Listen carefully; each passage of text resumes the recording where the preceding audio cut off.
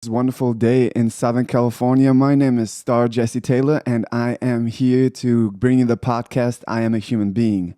Today, we're going to talk about internet craziness, why people spend their time on the internet, why people get obsessed with self help addictions, and how we can solve this problem. I used to be addicted to self help.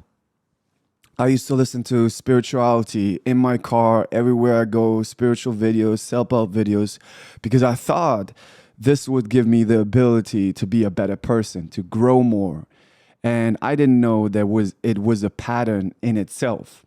So I would be like, oh yeah, I need to listen to Michael Singer. I need to listen to Abraham Hicks. I need to listen to Oprah and the Soul Series and Michael Singer and all of that podcast. And I was like, even in the car, like I was listening everywhere to all these podcasts, audiobooks.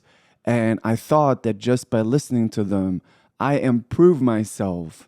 And that's how I'm going to have a successful life. My life wasn't improved by the knowledge. My life was improved by applying the knowledge. But the funny thing was, it wasn't even a plot from using a lot of things that I learned from there. It was actually just from going in the direction. So I'm going to give you guys a preface. I used to drive Uber. I used to drive Lyft. I am an immigrant, right? I came from Europe to the United States, and I came here without anything. I had two bags, and it wasn't even like that big of bags. I had two bags. I didn't even have a place to stay in the beginning. I stayed with a friend, and I didn't have a car, nothing. But on some point, I was able to get a car. And I was driving Uber, I was driving Lyft, and I was working with kids in a company where I would be an entertainer, entertaining kids on birthday parties, doing lots of games in schools. It was a blast. I had so much fun. I learned so much about the psychology of children. And it gave me a big ability of social skills, because the ability to have 30, 50 children, no matter what age, anywhere from 7 till 17, to entertain them and make amazing games for them, and spend 2, 3 hours with them, have their undivided attention, is a skill, especially nowadays with social media. So I did all those things, but I was like, damn, I cannot live my life like this. Like, I cannot drive Uber forever. I'm too smart for this. I want way more things than this. I want to be successful. I want to grow. I want to do the things that I value. And I always loved making videos. I always made videos. I used to make Vine videos. If you guys remember Vine, it's the 6-second videos. And for all the Viners, it's a huge skill to be able to make a story within 6 seconds. Make a story that makes people laugh within 6 seconds. I wasn't famous on Vine. I didn't even have a lot of followers. I used to make YouTube videos too. But I was so in love with Vine, like just posting videos, that even though I didn't have followers, I would just post them. And even when Vine was canceled, I still used the app and uploaded the Vines on Instagram, right? So I was driving Uber, and from time to time, maybe make a video or so. But most of the time, I was just like thinking that I can control things with my thoughts, which is one of the worst things for your own mental health. And I'll tell you why. When you come from trauma, and this is where this story gets interesting. When you come from trauma, which most people do, you are seeking control and safety. You are seeking control and safety, okay? Because you come from uncertainty, all right? And you come from a situation that was lots of times very uncontrollable. You are looking for control and safety. You're almost like upset. You want to have control and safety. You want to know how you can be successful. You want to know how you can get the things that you want to have. And you want to do the things that you want to do. Now, then those teachers come along. Those teachers come along saying, oh, we can give you control. You can control your experience with your thoughts. You can control your experience with astrology. You can control your experience with all these techniques that we give you. And the problem is, it sounds so good. It sounds so fucking good because this is what you were looking for. And this is why so many people get pulled into self-help. And this is the dangerous part of self-help. You want to believe these things and you get excited about it. And the funny thing is they regurgitating your confirmation bias. They confirming your confirmation bias. They say, yeah, these feelings, you are more aware, you're an empath. And then you have a new label. Oh, I'm an empath. Oh, cool. Okay, I'm an empath. Oh, I feel more special as an empath. Oh, wow. Now I have more identity. And I know all of this about astrology and the moon. And oh my God, I can do all these things with my thoughts.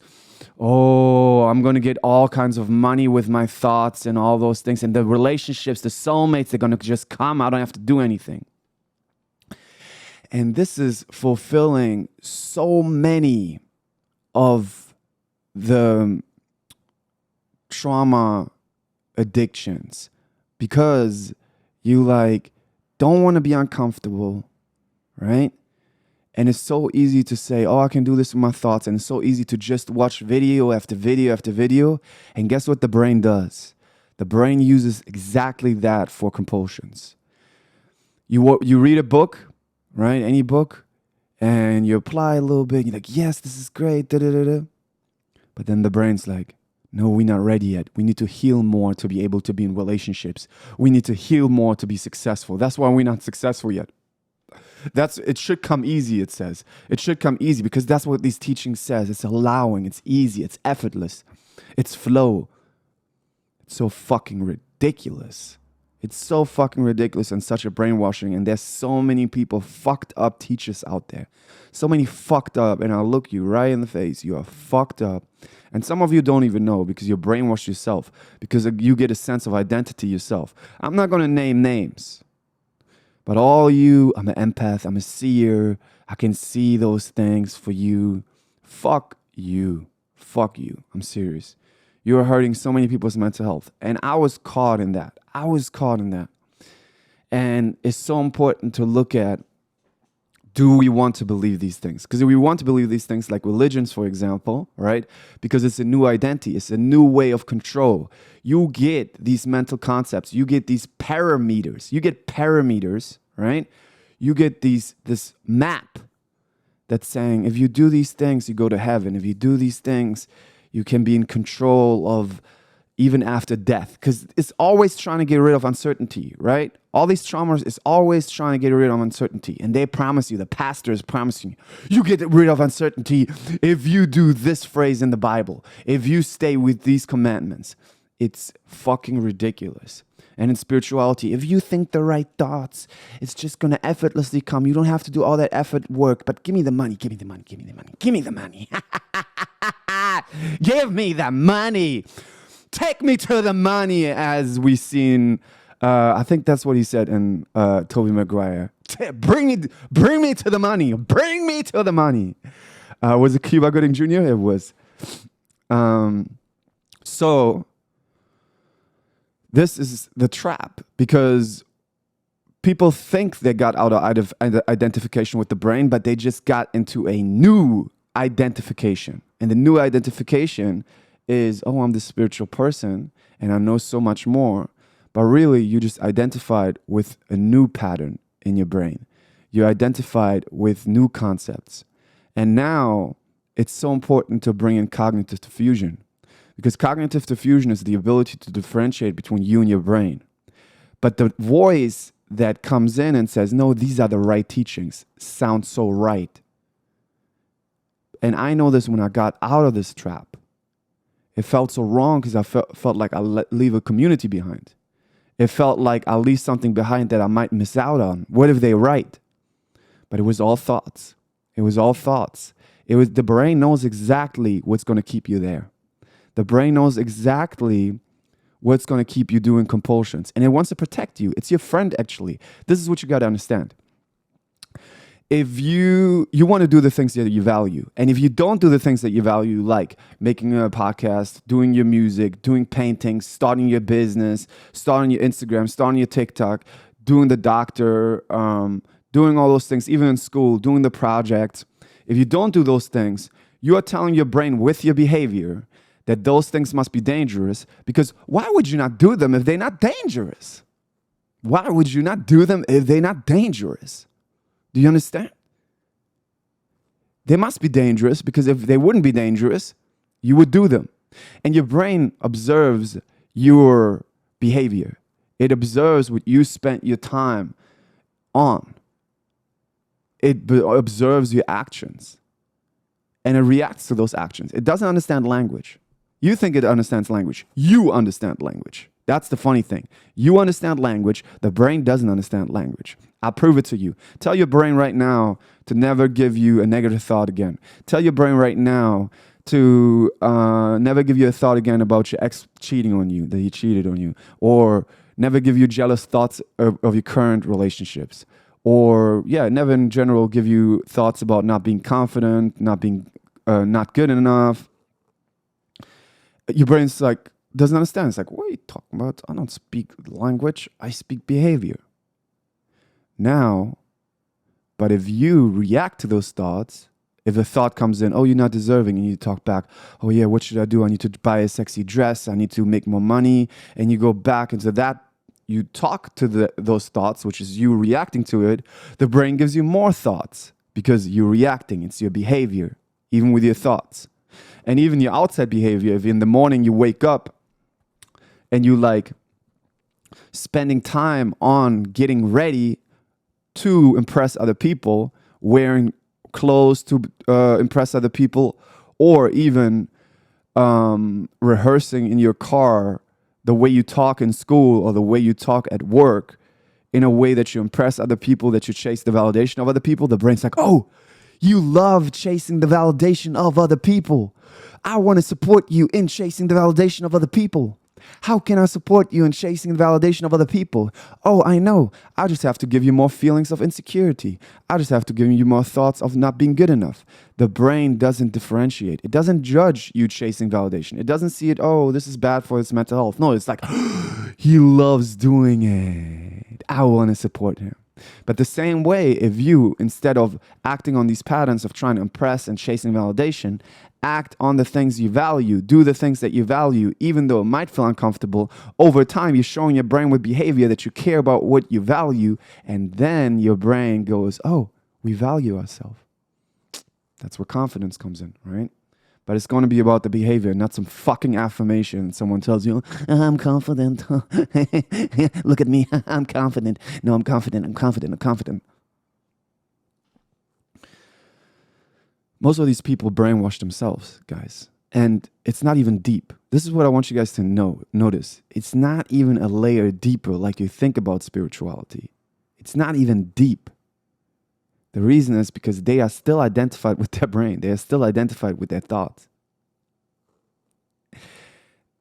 What's deep is to have the cognitive diffusion to be able to differentiate. And even if the brain says, oh, we're not ready yet, we need to learn more self-help books, you're going to do your podcast anyway with all the uncomfortable emotions, all the thoughts. And this is what made me successful.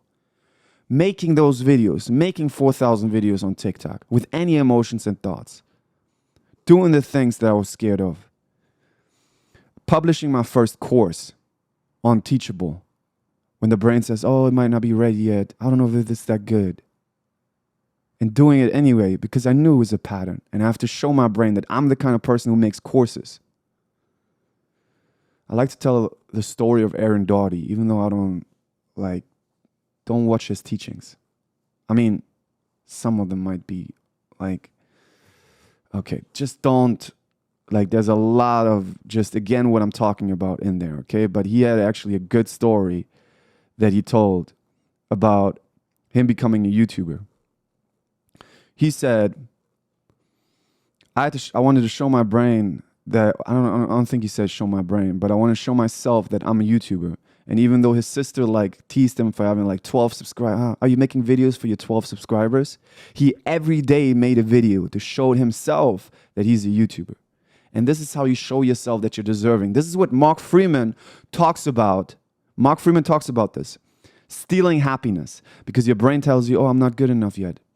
And then your brain tries to make that feeling feel better by watching self-help, getting control. Because you like, oh, I'm not good enough yet. I'm not good enough for this. I'm not as special as the other people. I need to make myself special through these teachings. It gives you that fucking control. Can you not see it? Can you not see it? And then it's so important to just do the thing with the uncomfortable emotions. And no, the uncomfortable emotions are not your intuition. It's patterns. It's trauma patterns. Don't listen to these people. They are lost. I was lost.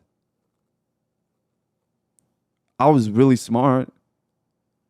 But the brain, it doesn't use your own intelligence. I'm going to make it deeper for you guys. It actually only uses the things that you react to. And you showed it from the data bank what you react to. So the key here is actually, for all of you guys watching, write down the things you actually want to do.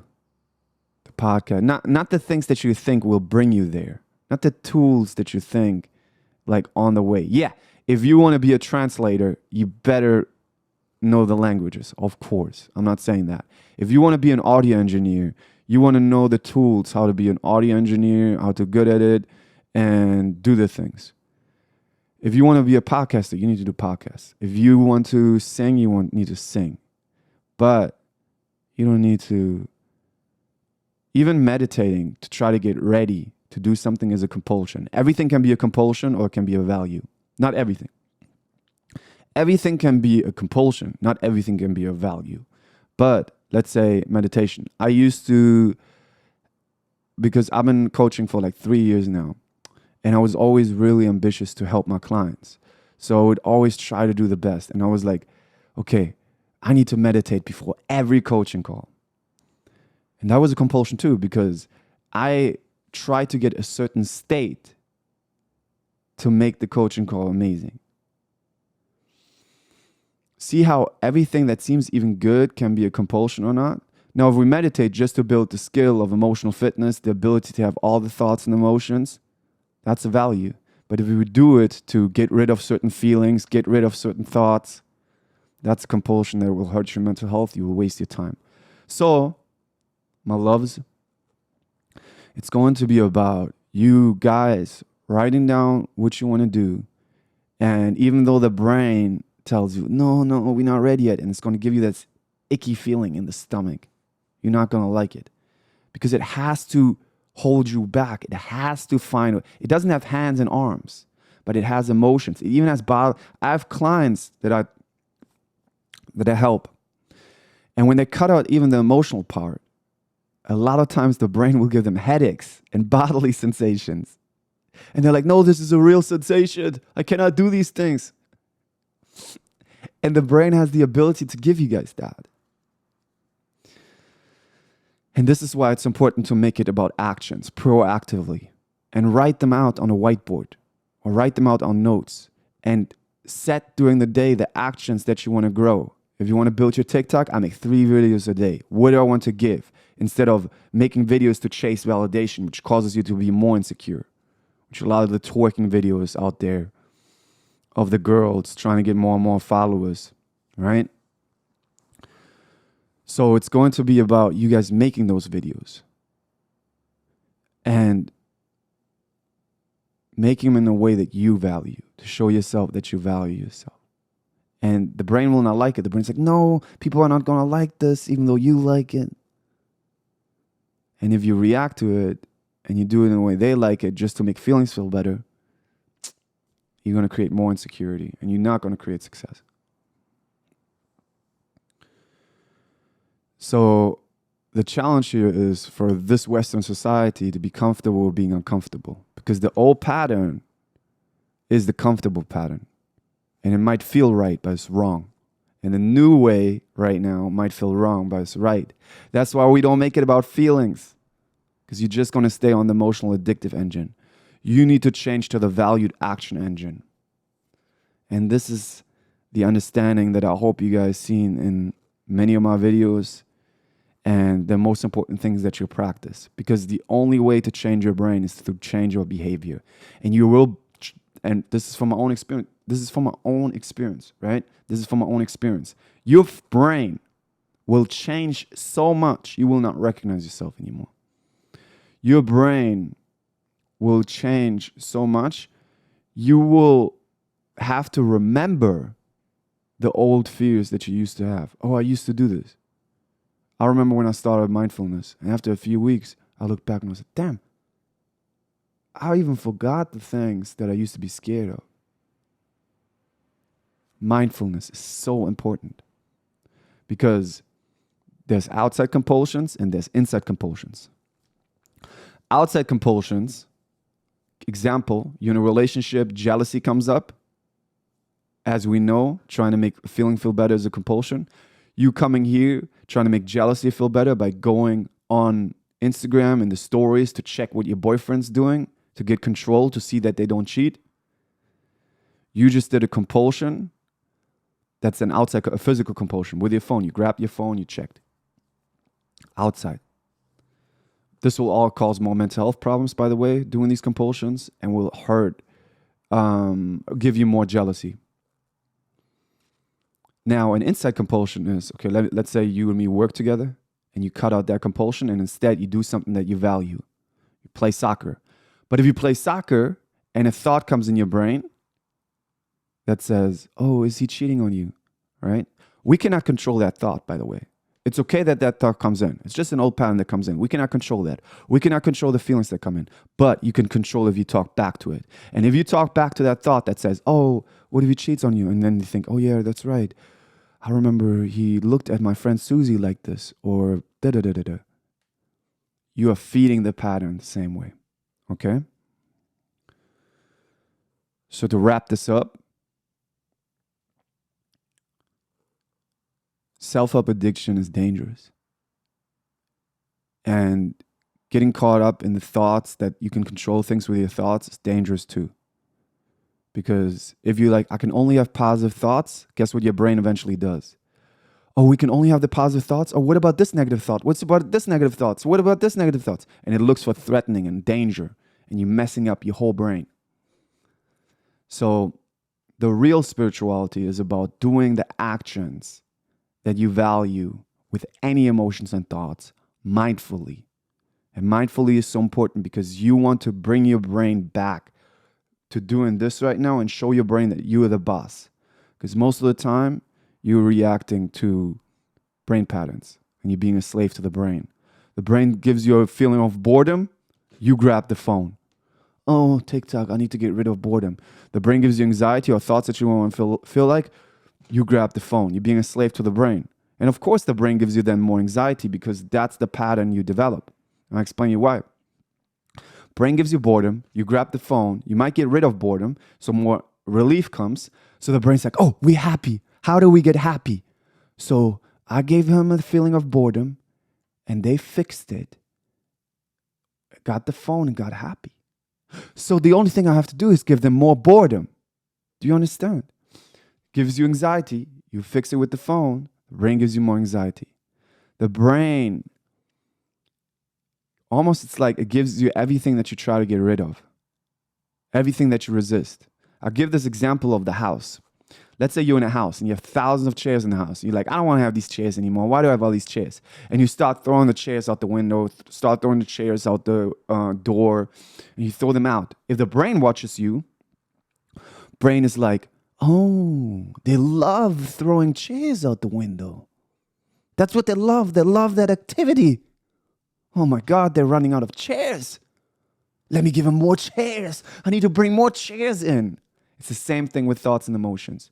If you're hating on a thought, if you're trying to get rid of the thought, the brain says, oh, they love fixing thoughts. They love fixing these things. And the same with the healing journey. If you're trying to heal yourself, the brain just gives you more trauma to heal. And it will be never ending. It will just give you trauma, problems to fix. Because it thinks that's what you love. That's why you need to make it directly about what you value, mindfully. All right? With that being said, This was the podcast. I am a human being. I love you guys. I wish you guys a beautiful day. Follow me on YouTube if you don't. It would be disrespectful not to. Yeah. Let me know if you guys have any questions in the comments. Ask your questions in the comments on YouTube. If you don't have a YouTube channel, guys, you can support your creators. I always see this 50,000 views and then like 100 likes on some other creators' videos. And I know it's not like people wanted a like, but because they don't have a YouTube account. Do you know it's really important for your creators? It really helps them out. The people who give you so much value that you make it, not even only for me, make it for all the other people that you watch that give you value. It doesn't cost you anything to make a YouTube account. So please make a YouTube account. That being said, I love you guys.